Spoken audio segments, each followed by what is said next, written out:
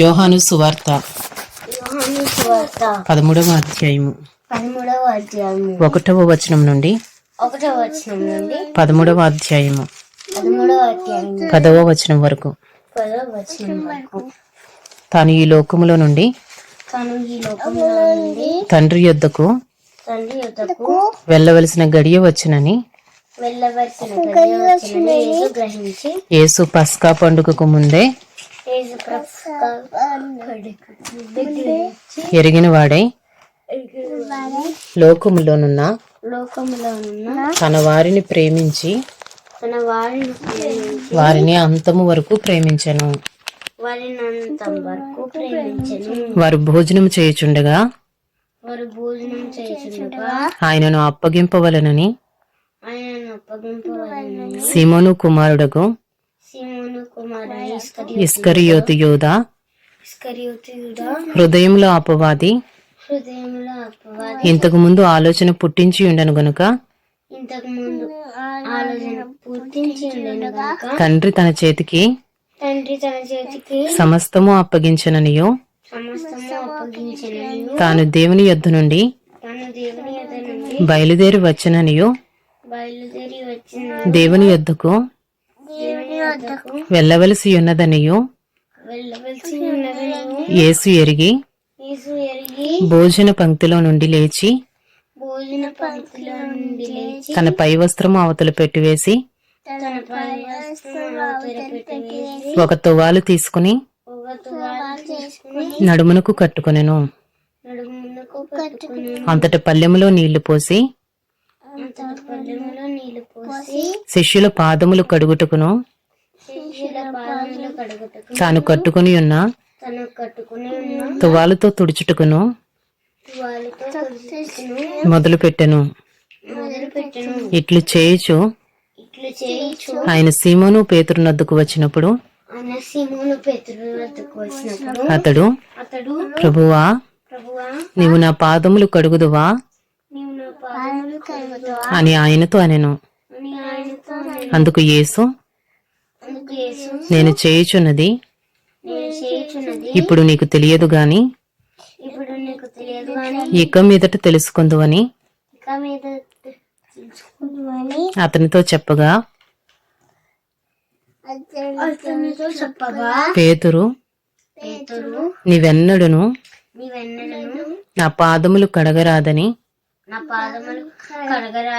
ఆయనతో అనెను. అందుకు యేసు, నేను నిన్ను కడగని ఎడలా నాతో నీకు పాలు లేదనెను. సీమోను పేతురు, ప్రభువా, నా పాదములు మాత్రమే గాక నా చేతులు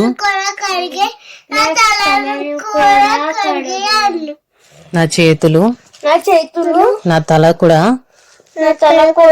కడుగుమని ఆయనతో చెప్పెను.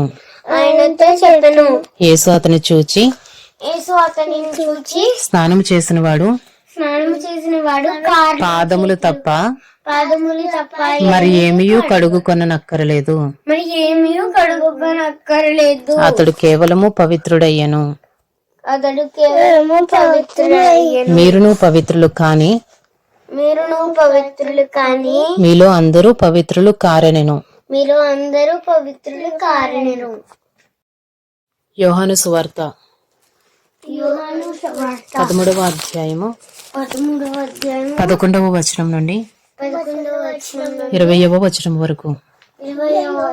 తన్ను అప్పగించు వానిని ఎరిగెను గనుక మీలో అందరూ పవిత్రులు కారని ఆయన చెప్పెను. వారి పాదములు కడిగి తన పై వస్త్రం వేసుకుని తరువాత ఆయన మరలా కూర్చుండి, నేను మీకు చేసిన పని మీకు తెలిసినదా? బోధకుడనియో ప్రభు అనియో మీరు నన్ను పిలుచుచున్నారు. నేను బోధకుడను ప్రభువును గనుక మీరిట్లు పిలుచుట న్యాయమే. కాబట్టి ప్రభువును బోధకుడునైనా నేను మీ పాదములు కడిగిన ఎడల మీరును ఒకరి పాదములను ఒకరు కడుగవలసినదే. నేను మీకు చేసిన ప్రకారము మీరును చేయవలెనని మీకు మాదిరిగా ఇలాగు చేసితిని. దాసుడు తన యజమానుని కంటే గొప్పవాడు కాడు. పంపబడినవాడు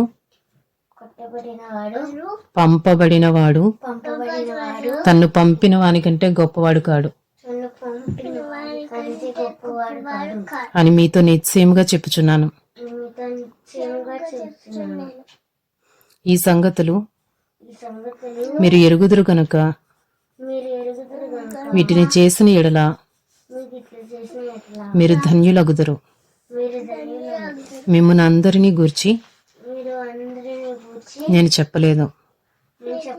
నేను ఏర్పరచుకునే వారిని ఎరుగుదును గాని నాతో కూడా భోజనం చేయువాడు నాకు విరోధముగా తన మడమ ఎత్తును